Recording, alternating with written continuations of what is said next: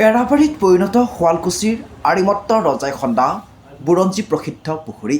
কামৰূপ বুৰঞ্জীৰ ইতিহাস প্ৰসিদ্ধ সম্পদসমূহৰ ভিতৰত প্ৰায় 1200 শতিকাৰ পৰা 1300 শতিকাৰ ভিতৰত দৰংগী ৰজা আৰিমত্তই খন্দা শুৱালকুছিৰ আৰিমত্ত পুখুৰী অন্যতম।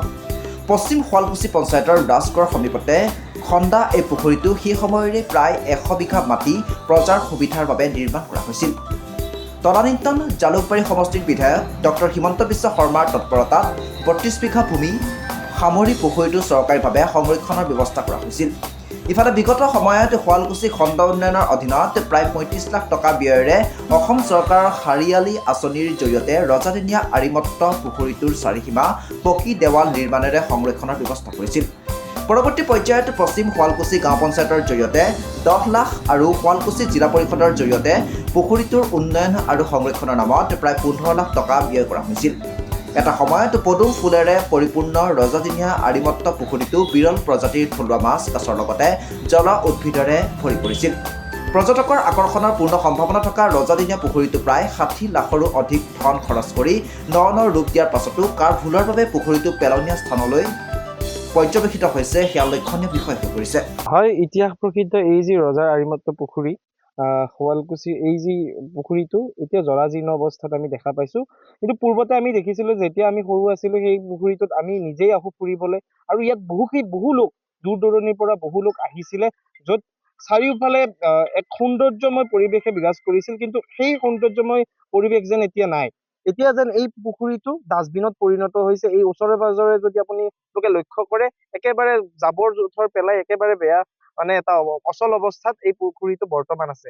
আমি চৰকাৰখনক দাবী জনাব বিচাৰিছো, আমি ছাত্ৰ সন্থাই এই বিষয়ত ব্যৱস্থা গ্ৰহণ কৰিবৰ বাবে দাবী জনাম যে এই যি ইতিহাস প্ৰসিদ্ধ শুৱালকুছিৰ মাজমজিয়াত অৱস্থিত এই আৰিমত্ত ৰজাৰ পুখুৰী সংৰক্ষণ কৰক, অন্যথা এনেকুৱা ধৰণৰ ইয়াত অসামাজিক কাৰ্যকলাপ ইয়াত হৈ থাকে, যাৰ ফলত একেবাৰে জৰাজীৰ্ণ অৱস্থাত এই পুখুৰীটো আছে।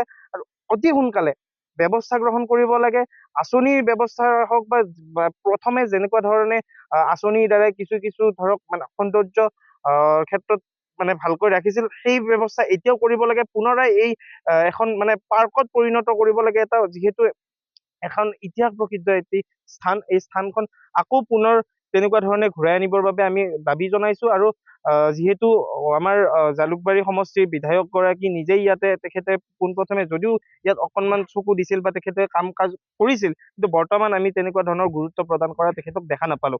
এই ক্ষেত্ৰত আমি তেখেতকো দাবী জনাইছো যে অতি সোনকালে এই ডাষ্টবিনত যাতে পৰিণত নহয়, এই জংঘল বিলাক যাতে নাইকিয়া কৰি এটা সুন্দৰ যাতে এটা পৰিৱেশ সৃষ্টি কৰে, তাৰ বাবে আমি বিভাগীয় কৰ্তৃপক্ষৰ লগতে স্থানীয় বিধায়ক গৰাকীক দাবী জনাইছো। হয়, 1200-1300 শতিকাতে দৰংগী ৰজা আৰিমত্ত এই শুৱালকুছিৰ মাজমজিয়াত খন্দা এই ঐতিহাসিক পুখুৰীটো বৰ্তমান সময়ত এক জৰাজীৰ্ণ সংকটত পৰিণত হৈছে। চাৰিওদিশে হাবি জংঘলে ভৰি পৰিছে, এক প্ৰতিগন্ধময় পৰিৱেশৰ সৃষ্টি হৈছে। আমি স্থানীয় বাসিন্দা হিচাপে বৰ দুখ পাইছোঁ। পূৰ্বতে অসম গণ পৰিষদ চৰকাৰৰ সময়ত ভিভিকন স্থানীয় বিধায়ক থাকোঁতে ইয়াক নিকাকৰণ কৰিছিল যদিও পিছত কংগ্ৰেছৰ দিনত ডক্টৰ হিমন্ত বিশ্ব শৰ্মায়ো ইয়াত নিকাকৰণ কৰি চাৰিওফালে বেৰ দিয়ে এটা সুন্দৰময় পৰিৱেশ সৃষ্টি কৰিছিল, যিটো সময়ত মানুহে ইয়াত মৰ্ণিং ৱাক কৰিছিল বা পদাচৰণ কৰি আনন্দ কৰিছিল। কিন্তু কালৰ গতিত এই বস্তুটো লাহে লাহে হাবি জংঘলে ভৰি পৰিছিল। এতিয়া চৰকাৰেও চকু নিদিয়া হৈছে আৰু এই পৰিৱেশটো নিকাকৰণ নকৰি ইয়াত প্ৰতিগন্ধময় পৰিৱেশ হৈছে।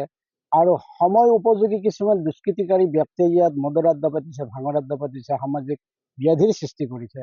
আমি ইয়াতো খুব দুখ পাইছোঁ, লজ্জাজনিত হৈছোঁ। গতিকে এই ঐতিহাসিক পুখুৰীটো চৰকাৰে নিজৰ দৃষ্টিত লৈ এই নিকাকৰণ কৰি ৰাইজক গতাই দিলে এইটো সেই সময়ত ইয়াত বিৰল প্ৰজাতিৰ মাছ কাছ আছিল।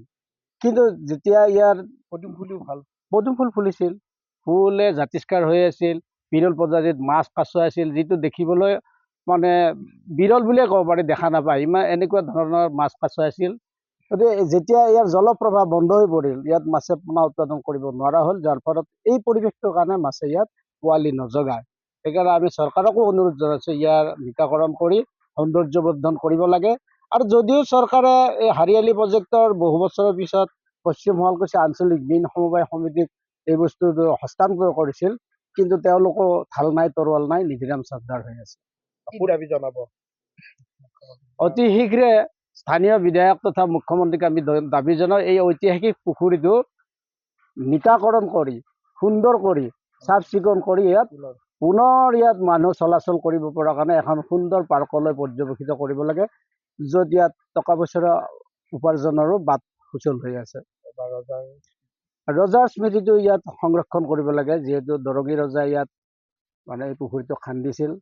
প্ৰবাদ মতে পানী নোলোৱাৰ কাৰণে তেওঁ সৰু ৰাণী কমলা কুঁৱৰীক দিয়াৰ পিছত ইয়াৰ পানী ওলা বুলি প্ৰবাদ আছে। নমস্কাৰ।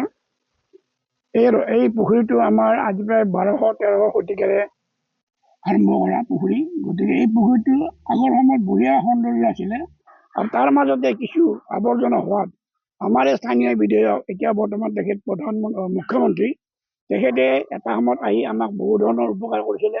ধৰি লওক এইবিলাক মেটেঙা চেটেঙা গুচাই আৰু চাফা চুফা কৰি এটা ফুৰিব পৰা আমাক এটা সুবিধা কৰি দিছিলে। তাৰপিছত আকৌ যি হ'ল, আৰু তেখেতে এই পুখুৰীটো ইয়াতে যিখন সমিতি আছে আপোনাৰ পশ্চিম শুৱালকুছি আঞ্চলিক মীন সমবায় সমিতিলৈ তেখেতে হস্তান্তৰ কৰি দিয়াৰ পিছত কিন্তু সেই মীন সমবায় সমিতিৰ কোনো ধৰণৰ পুঁজি নাই। গতিকে পুঁজি নোহোৱাত তেখেতে যদিও হস্তান্তৰ কৰি দিলে, পুঁজি নোহোৱাৰ কাৰণে আজি এই পৰিৱেশটো আকৌ এনেকুৱা ধৰণৰ হৈছিলে। গতিকে তেখেতক আমি আৰু বেছিকৈ নকওঁ, তেখেতক আমি অনুৰোধ কৰিছোঁ বা দাবী জনাইছোঁ যাতে অতি সোনকালে এই পুখুৰীটো আমাৰ ওচৰ চুবুৰীয়া কিছু অন্তৰৰ সুবিধা কৰি দি ঘূৰা ফুৰাৰ কাৰণে তেখেতে দিলে আমি নথৈ আনন্দিত হ'ম। সেইকাৰণে তেখেতক বহুকেইবাৰ আমি লগ ধৰিছিলোঁ যদিও এতিয়ালৈ কোনো ফলৱতী পোৱা নাই। আগৰ এই আপোনালোকৰ যোগেদি তেখেতক অনুৰোধ কৰোঁ যাতে অতি সোনকালে তেখেতে এই কামটো হাতত লৈ আমাক সম্পূৰ্ণ ধুনীয়া কৰি দিয়ে যেন। হাজোৰ পৰা কমলাকান্ত দাসৰ ৰিপৰ্ট, আছাম ফ্ৰণ্ট।